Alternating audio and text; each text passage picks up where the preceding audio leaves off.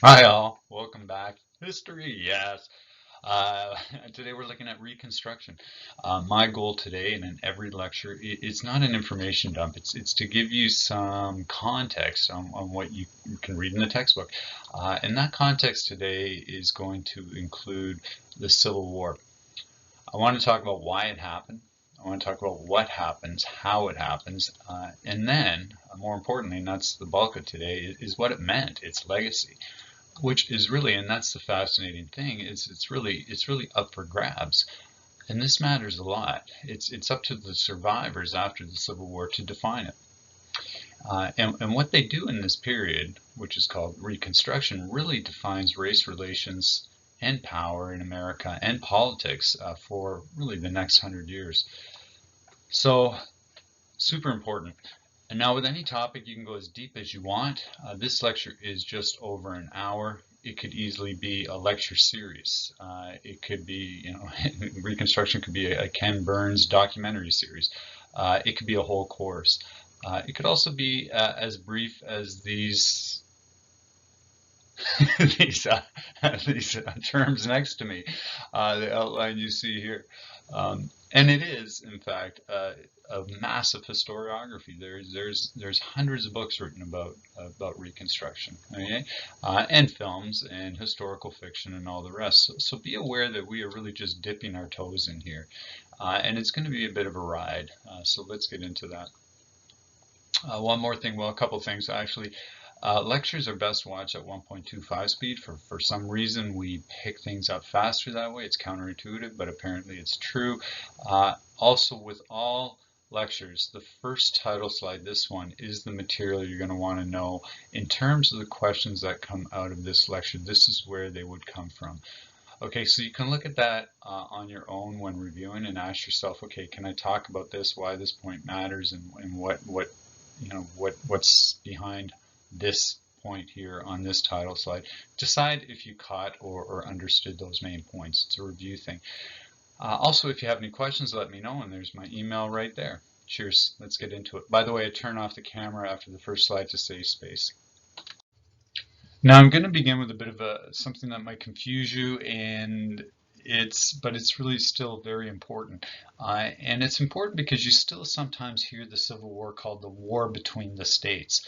And it kind of hints at this idea that the war was not treason. It feeds into that, the romanticism about the Confederacy that we still find today. And just this year, there's been efforts in Georgia to maintain Stone Mountain, Georgia's without a reinterpretation of what it actually meant there vis-a-vis the Ku Klux Klan. So in any case, enough said. If you didn't hear about that, don't worry. If you don't pay attention to that kind of thing, don't worry about it. But do know that this lingering nostalgia about the Confederacy is part of this. It's kind of this political idea that the Civil War was a war between the states. Okay, and tied to that is this idea that it was about state rights. Okay, which absolutely is true. It was about state rights, and that's because the Constitution was unclear. Yes and no. Reserve rights are held by states. Okay, and here's the 10th Amendment to the Constitution. 1791, and there it is in its entirety. The powers not delegated to the United States by the Constitution nor prohibited by it to the states are reserved to the states, respectively, or to the people. So the overarching idea here is that anything not laid out in the Constitution is reserved to the states. Those are reserved powers. Okay? But the thing about slavery is, in fact, was protected in the Constitution in a couple of ways. One, and maybe you know this, that even though slaves were property, they were counted as people, as population in southern states when tallying up congressional districts. So they would count as numbers for congressional districts, even though they can't vote. Otherwise, there would have been way fewer congressmen and less power in the southern states because there's so many blacks there.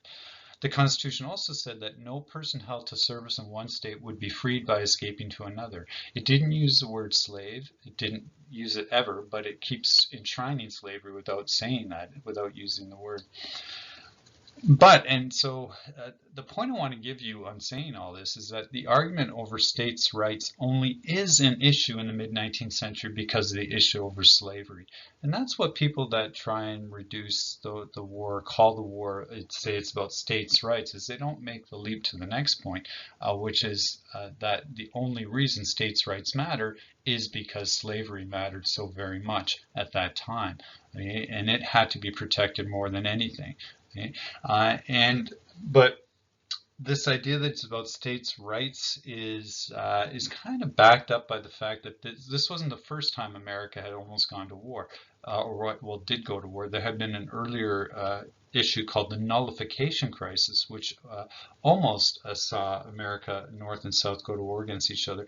Look that up if you want, but what matters, it too was about the powers that the federal government has vis-a-vis the states. But the thing that matters most to you, and why I'm telling you all this, is that the only reason the South is talking states' rights is because they fear the federal government will, if it asserts itself in any area, trespasses in any area, it could do it where it matters most. And where it matters most in the 19th century is the issue of slavery, right? Which, from the point of view of Southern politicians, should not have been an issue at all. But it is. It is first and foremost about slavery. So maybe I didn't tell you anything you didn't already know, but in any case, let's get at how the Civil War happens. I'll give you a very brief review. First, the Civil War really begins when America defeats Mexico in the Mexican-American War from 1844 to 48. Now, America gains a whole lot of new territory, and then the question becomes, will these newly acquired lands be slave or free? So it's forcing the decision of what will happen to them, and that is what leads to the Civil War, how these territories will be organized, slave or free. Emerson, the great Ralph Waldo Emerson, he has this fantastic quote, which from before the war, and he was one of those opposed to the war against Mexico, as were many Americans, thoughtful Americans who saw it as outright expansionism and naked aggression. But anyway, he said, "We will defeat Mexico, but it will be as the man who swallows arsenic. Mexico will destroy us." Great quote, and he happens to have been 100% accurate on that. Now, the conflict doesn't happen right away. First, we get a compromise where California comes in as a free state. Now, California is the first of the newly acquired territories that are carved out of Mexico that becomes a state, and that is because massive population instantly with the gold rush of 1849. In fact, 2 weeks before the ending of the war, gold was found at Sutter's Mill in Sacramento. Very unfortunate for the Mexicans who suddenly lost his newly valuable area. In any case, with a massive population, about 250,000 in 2 years, California becomes pretty much an instant state. But right away then, will it be slave or free? Now the compromise between North and South is California could be a free state, even though it gives it 2 more senators and upsets the balance in the Senate between slave and free. But as a quid pro quo, the South is pacified in a variety of ways. And the most important was a fugitive slave law that it had always wanted, where now it becomes a federal offense, a capital crime, okay, if any federal official or any state official aids or assists in the protection of a runaway slave, okay, protecting them and not returning them to the South. Now, this is really important, and it basically makes any Northerner who's opposed to slavery complicit in the institution of slavery, especially if you're a federal official. It becomes a capital crime to look the other way or to support a runaway slave that has come to the North, okay? And many have, right? For your everyday citizen, it's a crime. You cannot ignore a runaway slave in the North. If you're aware of it, it's your responsibility to report it. If you're a federal official, it's a capital crime. If you do not, if you're a regular citizen, it is a crime. Right? Now, this is a major issue. And in some ways, you have to believe that congressmen were not alive to just how bad it would be. And that's because, well, for a few reasons. One is that this new fugitive slave law runs directly counter to a lot of laws that have been passed by a bunch of northern states called personal liberty laws, where in these laws you're completely on your right to protect slaves that have run away from the South. Fugitive slave law also makes it illegal for said fugitive to testify in court. His word means nothing. So if you've seen the movie 12 Years a Slave or read the book, this is exactly what it is, right? He has no, once it's claimed that you were a slave or someone's property, there's no recourse. So really brutal in that way. Okay? But the fugitive slave law, which is really a revamped version of one that goes back actually to the Constitution itself, but the harshest version ever, it leads to a few crises, famous crises, where slave catchers are coming north and they're conflicting with Northerners. It also makes it impossible, and this is probably the most important thing, it's now impossible to be indifferent to slavery, which many had allowed themselves to be. Right? There were those radical abolitionists, those annoying 5%, those religious zealots that had been fighting for decades, but most Americans had been okay to hold their noses and look the other way, because the entire economy depends on slavery. It's not an economy with slavery, it's a slave economy. America at this point, North and South benefit from it massively, depend on it. In any case, you can't be indifferent anymore because you are now complicit, right? So instead of staving off an impending civil war, the fugitive slave law, again a bone to the South to get California in as a free state, has the opposite effect, really, particularly what it does in northern hearts and minds. The play Uncle Tom's Cabin by Harriet Beecher Stowe is really an important reflection of this. Harriet Beecher Stowe, she's a very prominent abolitionist in what is already a very famous family in America.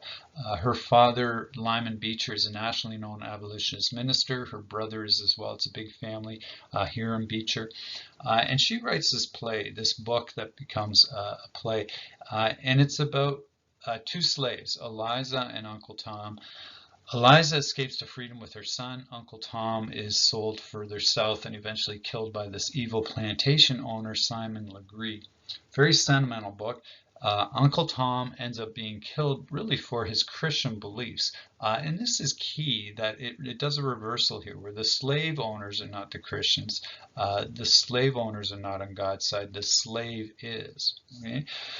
The book becomes a play, as I said, and is the best-selling book in the United States in the 1850s. It's so popular, it leads to this spate of rejoinder or response novels that are like the anti-Uncle Tom's Cabin kind of thing. And they're all about the happy, clappy slave on the plantation. The plantation illusion is what this is called, right? This gone with the wind kind of idea. The plantation illusion, the happy slave. Birth of a Nation definitely plays with that idea. That classic movie from 1915 by D.W. Griffith. But yeah, one of those terrible books is Aunt Phyllis's Cabin, which is exactly what you expect. Propaganda for slavery. Needless to say, not a great play. But Uncle Tom's Cabin, super important. And there's even apocryphal stories of Abraham Lincoln meeting Harriet Beecher Stowe, and then he says to her at that point, oh, so you're the lady who started the Civil War. Now that's not true, but it gets at an important truth anyway, that the fugitive slave law really rallied northern opinions against slavery. And Stowe's play gave this generation an embodiment of the slavery issue, with the evil slave catcher chasing Eliza and Tom, and the evil and anti-Christian slave owner Simon Legree. It's directly getting at the fugitive slave law, this play. Immensely popular. So Compromise of 1850, fugitive slave law, things are getting worse. And then it gets worse again in 1854 as we see more attempts to organize the Western territories into states. And of course, again, it raises the issue of slavery, and what do we do with that? And a solution comes up, a solution proposed by and passed by a man named Stephen Douglas only makes things worse, and that is popular sovereignty. Okay?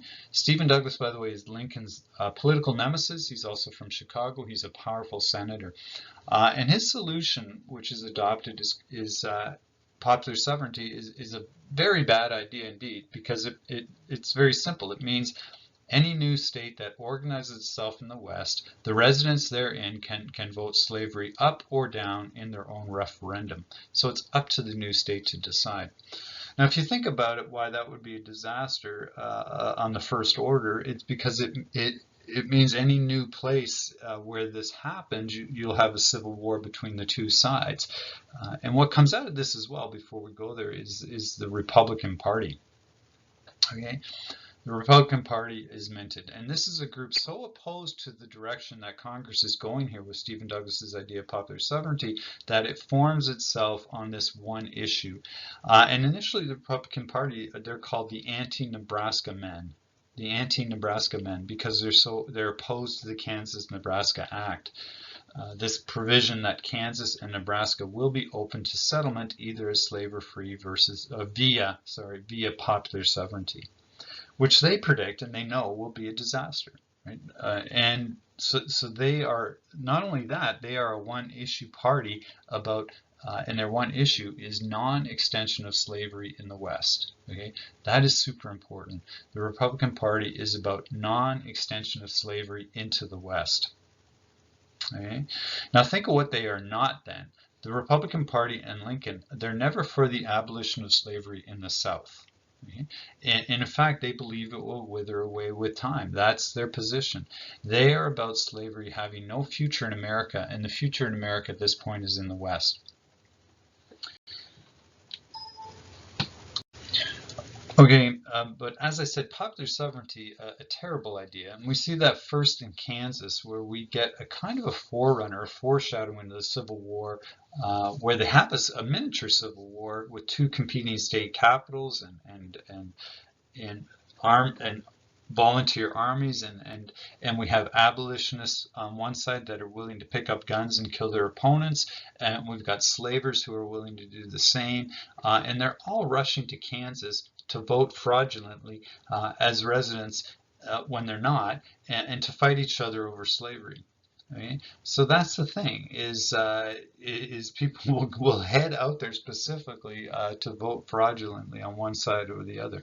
Okay? And Kansas becomes known as Bleeding Kansas, and it's completely a function of popular sovereignty.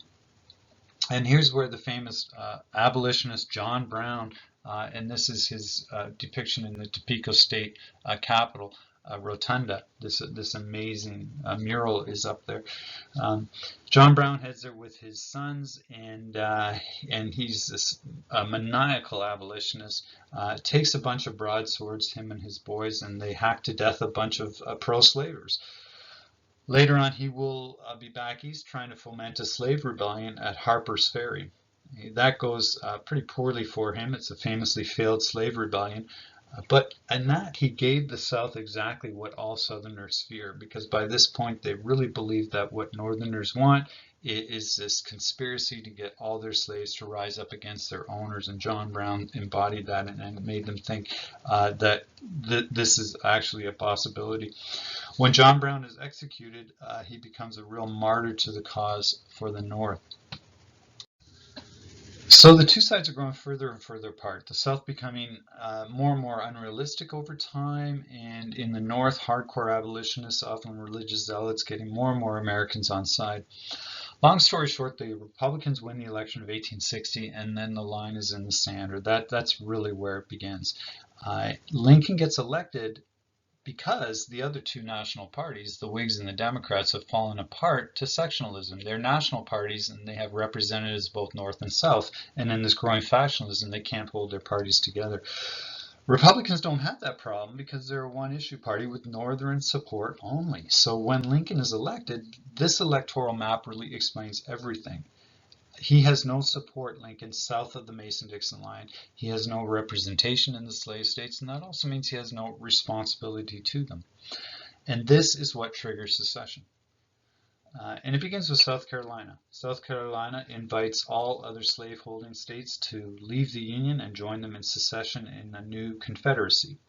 And even in the way they put out that initial call to slaveholding states, you see that this is fundamentally about slavery. They fear Lincoln, and they know he can do now whatever he wants. Yeah, slavery will not be protected. In fact, it will have no future in the West, and the Republicans have been very clear on that. And the West is where the big spoils are, where the future is. In any case, we get secession, and it's 100% about slavery, and that is my main point here. Okay, so Lincoln takes the position that secession is illegal, that this is treason, and South Carolina responds to that by firing on Fort Sumter, April 1860, and the war is on. And it is an amazingly brutal 5-year affair. There are over 10,000 battles at sea and on land. It's in the north, it's in the south, it's in the west, as far west as Texas and Colorado. But most amazingly, about 750,000 men are killed or die of diseases or in prisoner war camps. That is with only 3.1 million men in uniforms. That's about 25%, which is insanely high. You can even see here, this graph gives you a percentage of the population of each entire state. Some states, like Louisiana, you see they're the worst. Close to 20% of the state population is killed in the Civil War. Okay? This is not men in uniform, this is overall population. And that speaks also to the fact you can see there north versus south. You can see that the south has both has a much higher death count. It also had a much higher participation. About 4/5 of its men fought in the war versus the north, where it was 1 out of 3. And the south, and this is the point I want you to get to, is that it's just absolutely ruined by the time it's over. And it's not just in death, it's in the entire economy is shattered, and its infrastructure is completely gone by the end of the war. Okay, which gets us into the importance of Reconstruction. Okay? And when you say Reconstruction with a capital R in American history, you really mean the years after the Civil War. Now, each war, when it ends in Reconstruction. But if you say the Reconstruction period, you mean this period after the Civil War, 1865 to 1877, when it comes to an end. And it's divided into presidential Reconstruction, that's Abraham Lincoln and Andrew Johnson era, and then radical Reconstruction. So we'll unpack that a bit, just like your text does. But to understand this period, you need to realize that the thing about a civil war is there's no rules to how to fight this game. And there's no rules with what will happen afterwards. And if you think about it, the losing side is your own country. So how do you move forward? Of course, it's easy enough to set terms on a vanquished enemy, but how do you do that when you need to move forward with that enemy? You need to rebuild together. Very unclear, and then it gets complicated by the fact that Lincoln emancipated the slaves in the middle of the war, which had not been a game plan. He, in fact, had promised not to do this. Why then did it happen? Well, it's partly a religious conversion experience. And it happens in the context of the death of his young son. And he starts to ponder the meaning of life and God's purposes, goes into a very dark period, and writes notes to himself, reflects on it, which were not meant to see the light of day, but when we read those, and they did, obviously, he didn't destroy them. He comes out seeing himself as an agent of the Almighty, to free the slaves, that there's a purpose in this, that God cannot be for both sides at the same time, and therefore he must be on one, not the other. And the higher purpose, God's purpose in it, he thinks, is to end slavery, and Lincoln is his agent to do that.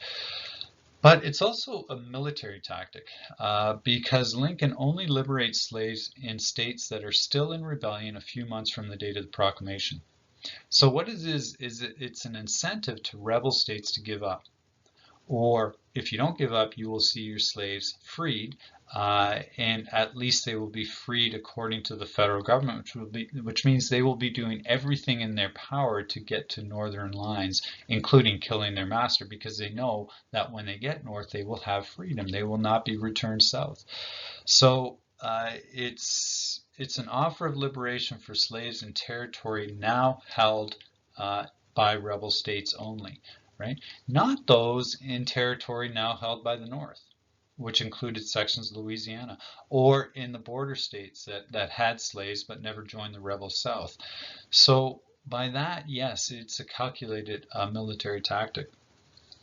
Anyway, as of January 1, 1863, which was the deadline in the Emancipation Proclamation to quit the rebellion, because none of the states took him up on the offer of getting out of the war, none of the rebel states, those slaves in those states were declared free.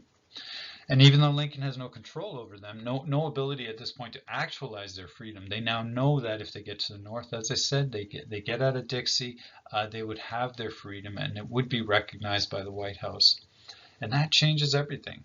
Right? It was about slavery all along, but now the stakes are even higher. It's about the abolition of slavery in the South now, not just in the future in the West. Okay, so Lincoln has really redefined what the war is about and redefined what America will be about should the North win. He's also extended the war. He's guaranteed that it will last longer because now the South is fighting for its very survival. Okay, so presidential Reconstruction. What would Lincoln have done had he lived past the war? And we have an early indication of this. We already know, obviously, slavery will be abolished, but what else? What will he do vis-a-vis the freedmen? What are his ideas about that? Super important. And how will he reconstruct the South? How will he treat his former enemies? And these are the questions that we have because his life was cut short. But the best example we have of what he probably would have done is when William Tecumseh Sherman, the great Union general, and Lincoln was stuck with a lot of terrible generals, but Sherman was one of his best. Sherman had this famous March to the Sea you may have heard about. It's late 1864. He's charging through the South in this broad torched earth kind of thing, this swath, bringing destruction everywhere. He burns the city of Atlanta to the ground, and then he heads toward the coast. And of course, everywhere the Union Army is in control, the slaves are freed. So by this point, he's got thousands of African Americans following him who are expecting their freedom. We want to stick close to Sherman. He is connected to our freedom, to Lincoln. And if we follow his army, we know we have protection of the Union. So it's an amazing image. And when he gets to the coast, he pulls together about 30 or 40 African-American pastors who are leaders in the African-American community as much then as they are today. They're the African-American church is the African-American freedom struggle, really.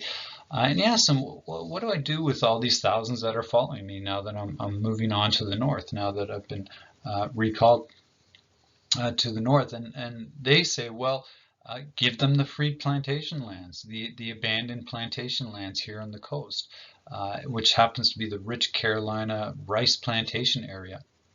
And he does that in what's known as a field decision, Field Order 15 specifically. He gives them each 40 acres and a mule because there are thousands of army mules that will be abandoned. Otherwise, which also 40 acres and a mule happens to be the name of Spike Lee's production company. Very important decision, Field Order 15, and Lincoln formalizes that, which shows that, yes, he was in favor of land grants to ex-slaves. Lincoln also goes one better, and he establishes something called the Freedmen's Bureau, which is very important in presidential Reconstruction, and it shows what he's about. The Freedmen's Bureau is this body that was meant to assist the slaves with their newly won freedom, to empower them, to enable them, to educate them, but also initially really just to distribute land as per Field Order 15. More and more it becomes about protecting them from depredations by their white enemies in Dixie, in the South. It's supposed to last for 1 year. It keeps getting extended. And in fact, it lasts till the end of Reconstruction, so a good example of mission creep, I guess. Its scope keeps widening as the problems it confronts become more and more clear. The Freedmen's Bureau ends up establishing thousands of schools in the South to educate African Americans and get them ready to be American citizenship, or get them ready for American citizenship, and essentially making them worthy of the vote that they've just been given. And this speaks to a very old theme in America. It goes back to Thomas Jefferson, which is, and Thomas Jefferson, very racist against blacks, by the way, idolized the Native American, but racist about his writings about slaves are unbelievable.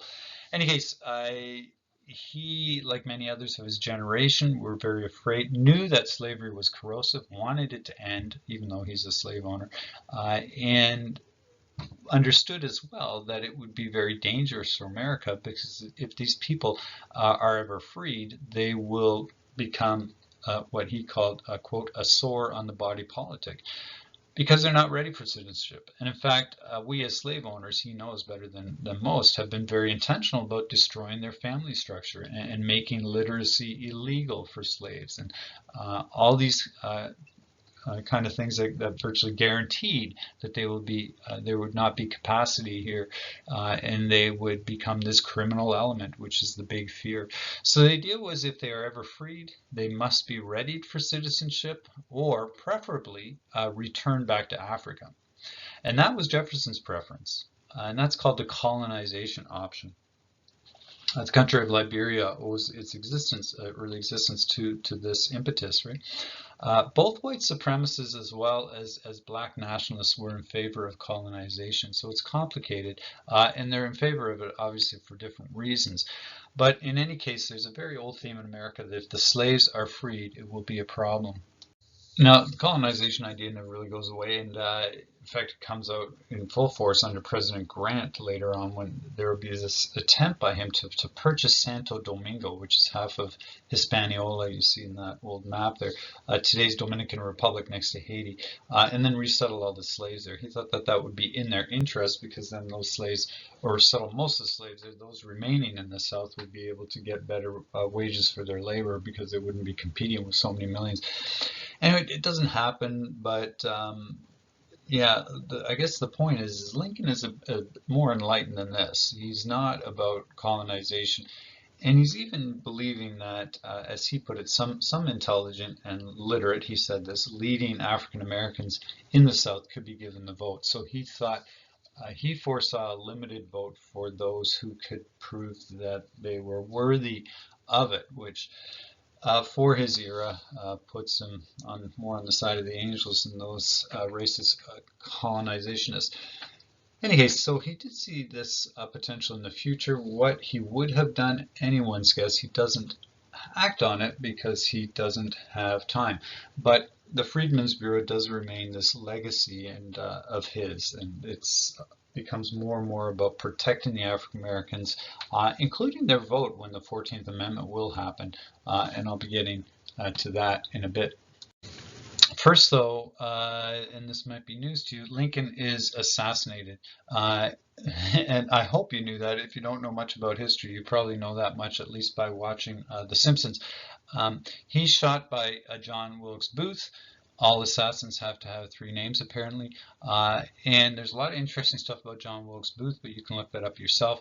The point is, Lincoln is assassinated, and it's a tragedy of the first order that goes beyond the fact that he was a very amazing individual and probably the greatest president ever in American history. And I apologize. Anyway, you have to watch The Simpsons. YouTube this one if you haven't seen it, about the Lincoln Squirrel, Kent Brockman. This just in, the Lincoln Squirrel has been assassinated. We'll stay with the story all night if we have to. Anyway, it's just a great image, and I'm making light of a tragedy. In any case, it's that point in the lecture where I'm either putting you to sleep or having to do something like this. But yeah, back to my original point. It is a tragedy of the first order, and Lincoln was, as I said, probably the greatest president in American history. The bigger tragedy is that his vice president is Andrew Johnson. And why do I say that? It's because Andrew Johnson is a Southern slaveholder from Tennessee. And that's not the worst of it. He's as far from Abraham Lincoln as you can be in every objective metric. And Johnson's not even a Republican. He's not in Lincoln's party. He is what is known as a war Democrat, meaning he's one of these Southerners who, he's a Democrat, a Southerner, and the Democrats who are party of white supremacy, but he's one of the minority of those in the Democratic Party who were opposed to secession.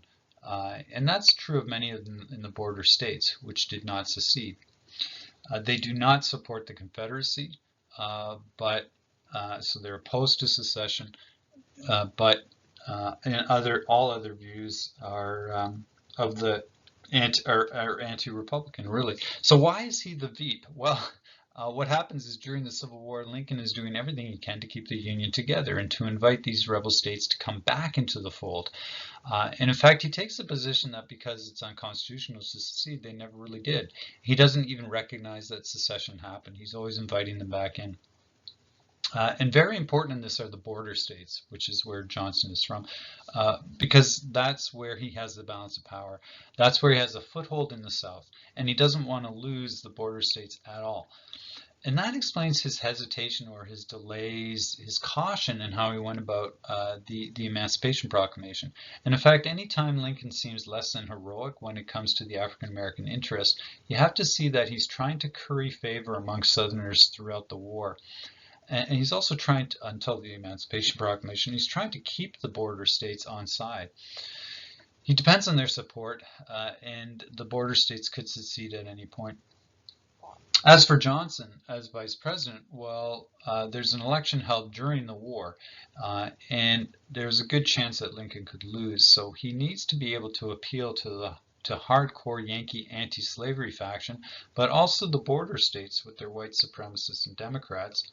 And so to win the election, he appoints Johnson, the war Democrat, as his vice president to get both sides of that. And it worked. Now, on Lincoln's death, the other problem with Johnson is he has up until 2016, I would have said that the worst president in history had taken office, but the bar for that has been effectively destroyed. But yeah, Johnson is just bad in pretty much every way you can be. He sets the standard for that century. The Johnson administration, very similar, in fact, to what happens in the first Trump administration, which is interesting. A lot of the things that we're talking about here are very similar to what happened then.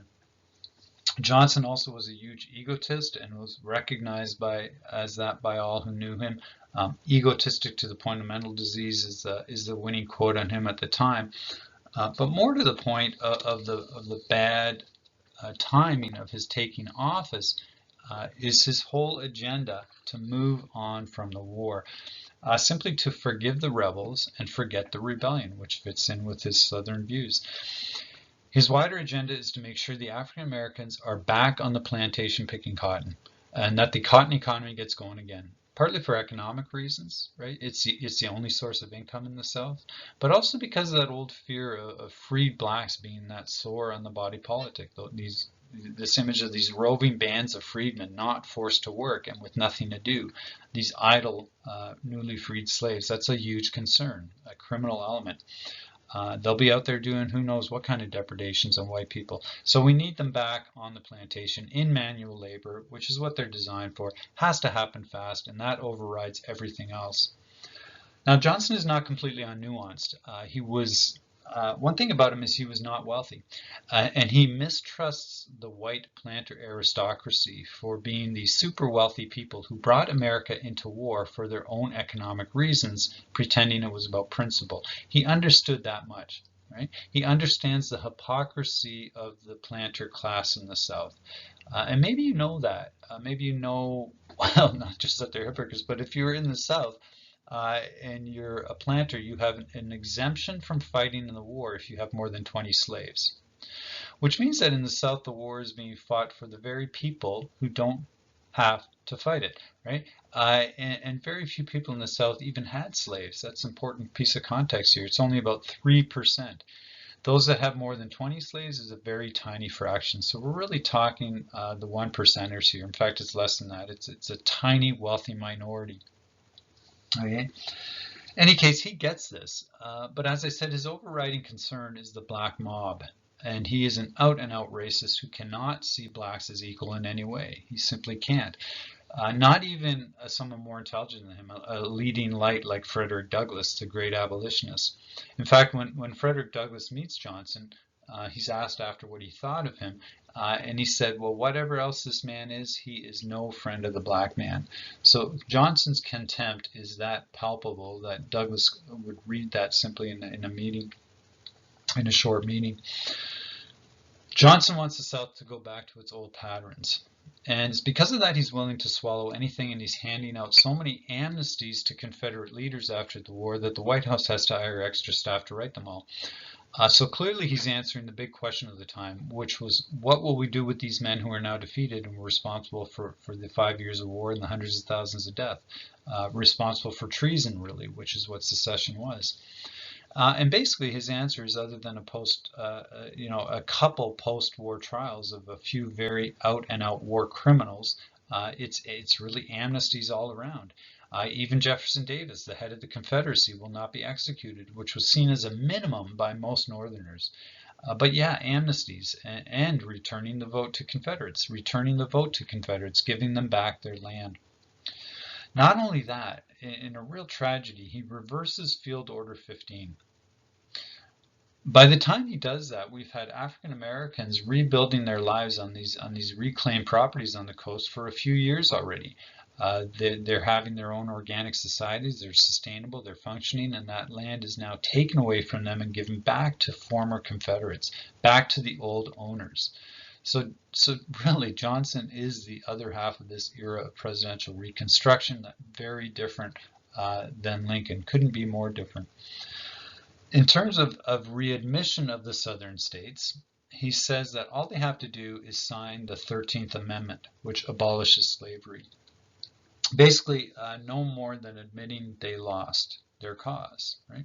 And individuals don't even have to take a loyalty oath.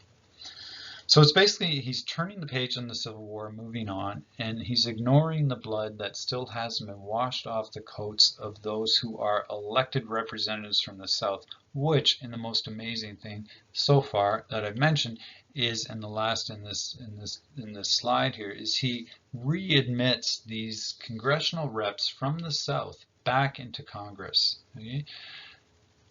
Now that's the most offensive thing that Johnson does, and the one that sees a reaction to him boil over. Now I'll get back to that point in a second, this letting the reps back into Congress and the boiling over. But Johnson, the other thing he does is he allows Southern states to kind of bring slavery back in the meantime by legislative fiat, and it's not it's de facto slavery, okay, not de jure, but basically they're bringing slavery back. And they're doing it through, beginning with Texas, Southern states are all passing what are called black codes. Basically, these are preemptively taking away civil rights of the freedmen. Because what is freedom? Once somebody is free, it means very little unless they have their rights protected, right? So these black codes specify that they have no rights. And they also specify that free blacks must be in a labor contract, or they can be charged with a criminal offense. So it's a criminal violation not to be in a labor contract. Even if, as was the universal rule, you were being paid very little as a laborer or sharecropper on one of these old plantations. You must be in a contract with the landowner or you were breaking the law. So this means vagrancy. It's an attempt to get a vagrancy as well. If an African American is wandering around far from their home county, why? Right, is the question. It can be, or it must be that they are breaking their contract. So the black codes are much like the slave codes, and really it's slavery and everything but name, and also the fact that marginal wages are being paid.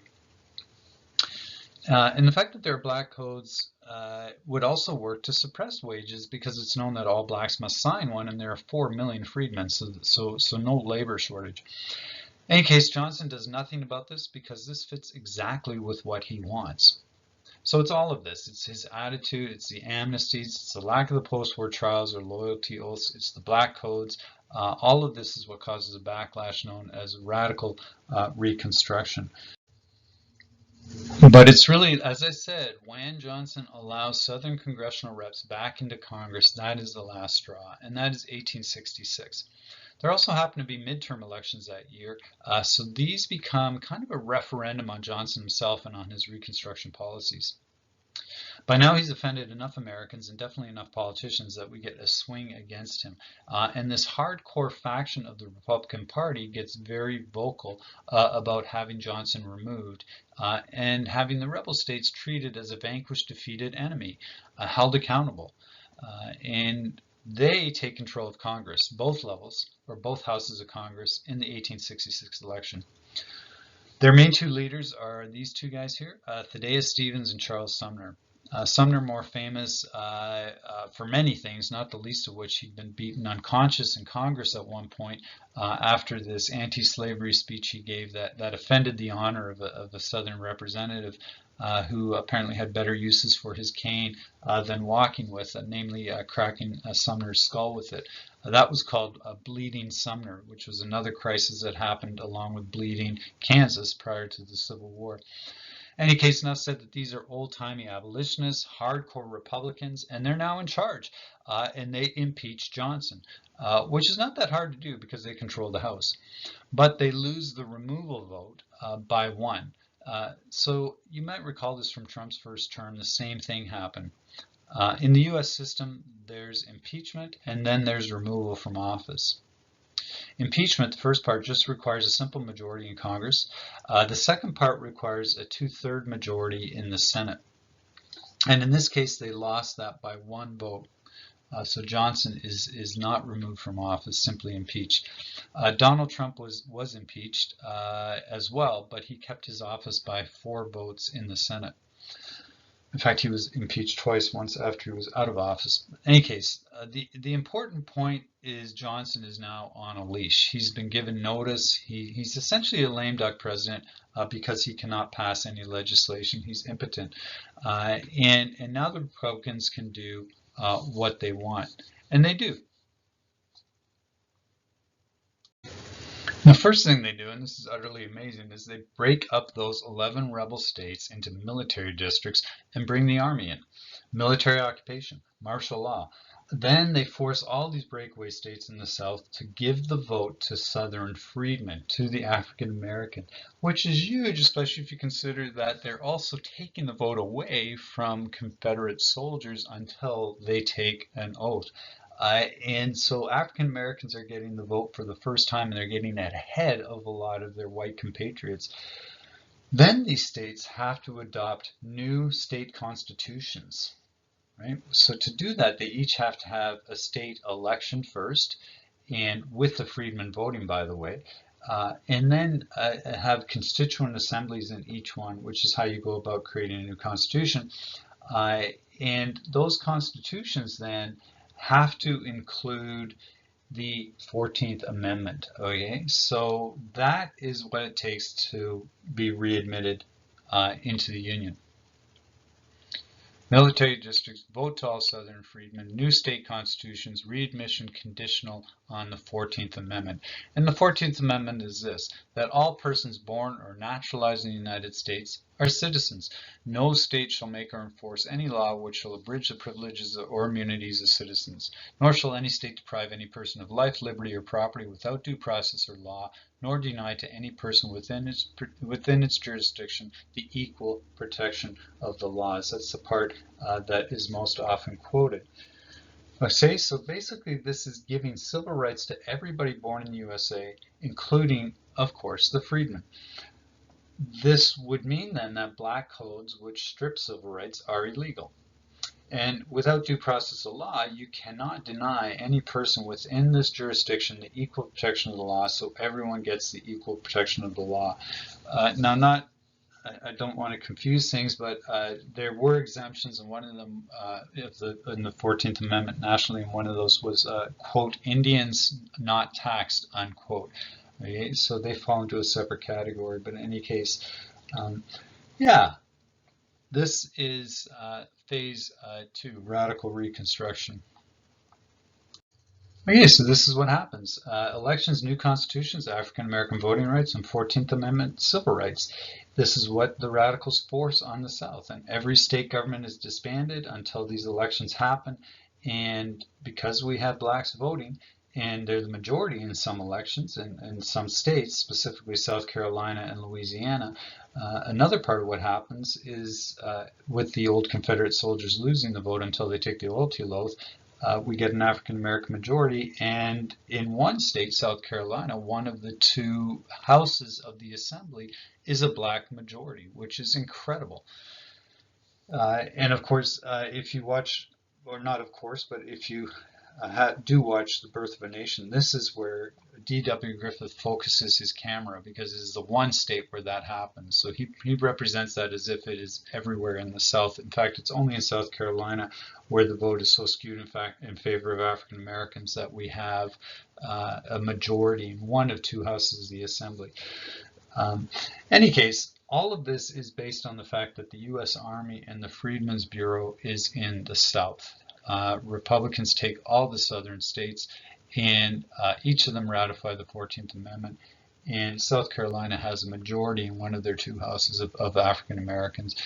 And the slogan for the Republican Party in the South at the time is "The bottom rail is on the top, and we intend to keep it that way." And that slogan is just completely apt if you think about the complete social revolution that happens in this time. Every single southern state goes Republican. The electorate is largely African American.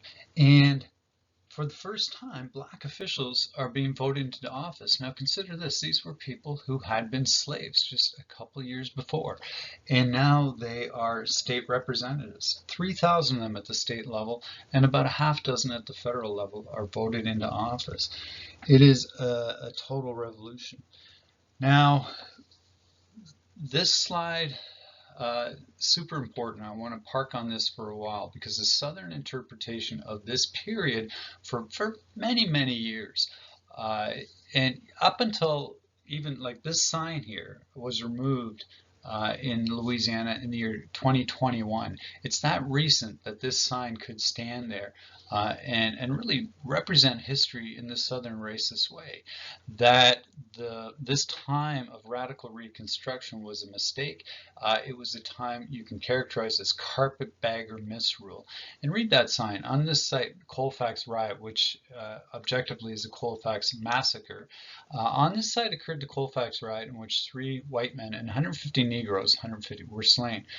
This event, April 13, 1873, marked the end of carpetbag misrule in the South. It's incredible. As I said, the sign was finally removed in 2021. And it gets at this idea that all these African Americans were not meant for office, not designed for office, and they were punted well past their abilities and were all corrupt. It was a time of misrule. Now, the word carpetbagger is a northerner who at the time headed south at this point during Reconstruction and would bribe these black politicians, that's the image, all politicians in fact, in order to get in on these lucrative contracts that are being made. And recall that billions and billions are being spent in the South on Reconstruction, on federal projects, a lot of which is refinancing the building of railroads and stockyards and things of this nature. But in any case, railroads being the one main, really the only infrastructural project in the South. So when that much money is being spent, and especially in this time, this is not unusual. And that is the first point I want to give to you, is that for the time, if you know anything about history, we had the same thing in Canada here, a lot of bribery with railroads, politicians very okay in this time with having someone grease their palms. Okay, this is not unusual. Okay, so that is definitely one thing to keep in mind. The other thing to consider is that there's nothing racial about this type of corruption. Okay, so even though there were thousands of black officials, and this time in the South still today is represented as a time of black misrule, the white officials in the radical Reconstruction period outnumbered the blacks. The vast majority are white. They outnumber black officials during Reconstruction. And of course, they're just as corrupt as the blacks. Right? When that much money is being spent, corruption will increase. And it's simple fact, that simple fact. But corruption is colorblind during radical Reconstruction. Right? Were these complete uneducated dupes? No. We know that the majority of these men, these African Americans, were exactly like the white officials of the time. Most of them had property. Most of them were literate. And in fact, most of these black representatives are African American pastors, again, because they're the leaders in their communities, and the black church is always at the forefront of the freedom struggle. There's some odd things that happened. There was an old slave owner who became an official. There was an African-American slave owner who owned a plantation in the South who became one of these elected officials in this time of black misrule. So that's a real mind bender. There were, during slavery, there were examples of black plantation owners. Not a lot of them, and you don't want to make too much of that because those with an agenda will make a lot of political hay out of that, but they definitely existed. But yeah, there was corruption. There were carpetbaggers here. There was bribery, but the majority of the officials elected in this time period are white. It's also not unusual. And the majority of the African Americans who were elected to office were not simple dupes. They're literate men of property. Okay, so that matters quite a bit. And in fact, what you see here in the Colfax Right, the reason who these African Americans are up against, the so-called end of this heroic end of black misrule, is the Klan. The Klan is killing these African Americans. Okay, you can do a deep dive into the Colfax massacre if you want. In any case, if you are not convinced with what I'm telling you, if you want more on this, don't believe me. Read Eric Foner. He is the big name on this area, and he's done well. He's got huge creds. He's actually got the best-selling survey text on American history right now is A Struggle for Freedom. I think it's the best-selling one still. Really good stuff, and he has this book, or this chapter in this book out about exactly this topic. He's also got stuff on Slate about this kind of thing as well. So really fascinating stuff. And if you do a bit of reading on that Colfax riot/massacre, you find out that this really is the story distilled right there of how, on the ground at least, at the grassroots level, white supremacy is reestablished. And is reestablished in the face of this federal agenda, this radical Reconstructionist era of forcing the South to go in this direction, protecting blacks and their vote, and all the rest of it. And it happens quite simply through these secret societies that the South spawns. The most famous, there's many. The most famous is the Klan. They're also called the Ku Klux Klan. They're called the Knights of the White Camellia in other regions of the South. Now, this period is known as the redemption of the South, which is an odd phrase for the end of Reconstruction. Redemption meaning restoration of democratic governments and democratic state governments in each of the states in the South in different years, and essentially what is called the solid South, which is the Democratic Party remains controlled, the party of white supremacy maintains control of the South right up until the Civil Rights Act of 1964, when blacks start voting again. A solid South, and it's a time when it's a massive period of time, clearly, and it's a time when really the only vote that matters is for the primaries. It's who will get the Democratic candidacy for any given constituency, because they are guaranteed to win. Okay? So the Republican Party is chased out through simple violence and violence against African Americans, and no shortage of lynching as well. Now, the KKK is founded by a guy named Nathan Bedford Forrest of Tennessee, who was a Civil War hero and is memorialized still to this day in the South, which is fairly remarkable. There's a Nathan Bedford Forrest State Park in Tennessee. There's a school still named after him. Forrest Gump is named after him, incidentally.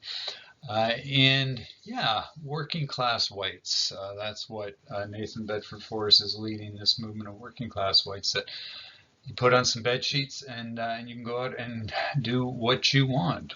But can you? As it turns out, well, not really. The feds do come after you, and they came after them in force in what's called the Force Acts, where the Klan was essentially bankrupted, kind of in the way that Al Capone was in the 1930s, where they went after them relentlessly in court and used up all their funds by dragging them through court a bunch of times, and that was after declaring them illegal. But in any case, that is it for the Klan, but they did their dirty work, their deed was done, and so their deed accomplished. Blacks are not voting, and when and if they do, other vigilante groups will crop up, and these are the infamous Democratic Party militias that will appear from time to time as needed. How Reconstruction officially ends, now that's in your textbook, and it's in that 1877 contested election where, surprise, surprise, disputed returns in Florida, also Louisiana and South Carolina. And in that, the Democrats see this opportunity. Hey, we'll give the White House to Rutherford B. Hayes, to the Republicans, without causing issues. Quid pro quo, you leave the South. Okay, so the army is expected to leave the South, and that's exactly what happens. That is the end of official Reconstruction, a deal by whites for whites.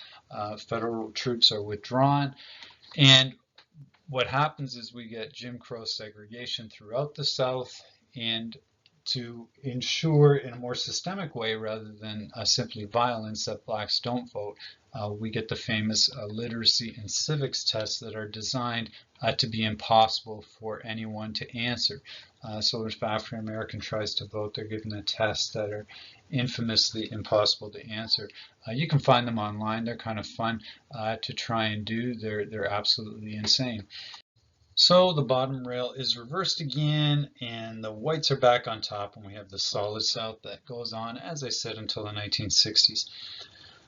Now, significance of Reconstruction to conclude, if you're looking for something a bit deeper, and here's an interesting point, well, a few points. One, which I kind of got at already, is that the Compromise of 1877 is just so symbolic of where America's at the time. It's really a compromise, by whites for whites. It has nothing to do with African Americans at all. And that's much like the compromises that have been forged before the Civil War to keep America together. Not in the interest of African Americans, not about slavery or freedom, though that's very much secondary. Keeping America together for whites is what they were about. The other lesson here, and this is even more profound, is America simply was not ready.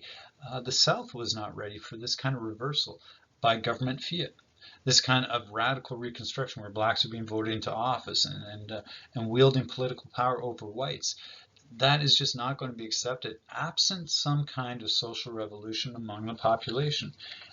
It could only be kept in place by force. This kind of a social revolution, this kind of reversal of the social order could only be kept in place by force. So it was not sustainable. And there's a really great quote that I'll leave you with, and it's by a guy named Albert Hubbard.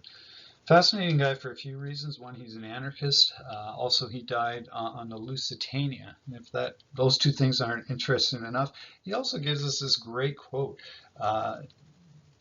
gave to posterity, this great quote, which then later on FDR plagiarized from, and FDR is generally thought to be the author of it. But anyway, what he said is, freedom cannot be bestowed, it must be achieved.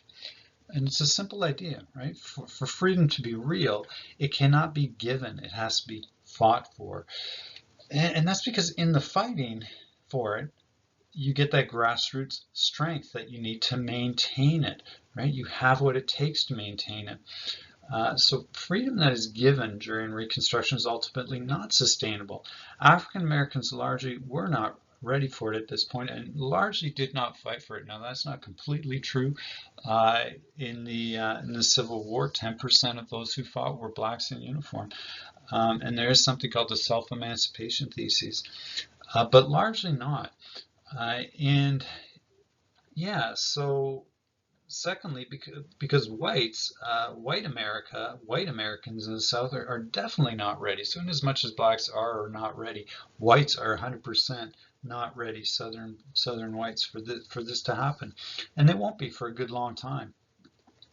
And even when it does happen in the 1950s and 1960s, post-World War II, it's still a very hard-fought thing, getting rid of racial segregation. Okay, so that is the story of Reconstruction, and I hope you learned quite a bit about this really important period in American history with some themes that resonate right to today. In any case, thanks for listening, and any questions, you can always get a hold of me. Take care.